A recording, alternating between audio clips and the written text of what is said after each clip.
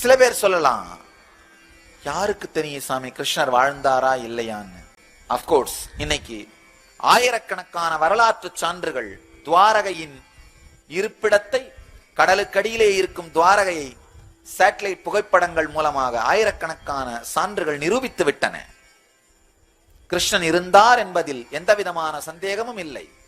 ஆனா இதை தாண்டி ஒரு அருமையான ஒரு தமிழ் பாடல், கற்பனை என்றாலும் கற்சிலை என்றாலும் கந்தனே உனை மறவேன்னு ஒரு அருமையான ஒரு பாடல். அந்த மாதிரி அந்த கிருஷ்ணன்ற ஒரு கான்செப்ட் என்ன பொறுத்த வரைக்கும் உண்மையிலேயே அவர் வாழ்ந்திருந்தா மட்டும்தான் இவ்வளவு பெரிய ஒரு கான்செப்ட ரெக்கார்டே பண்ணியிருக்க முடியும்.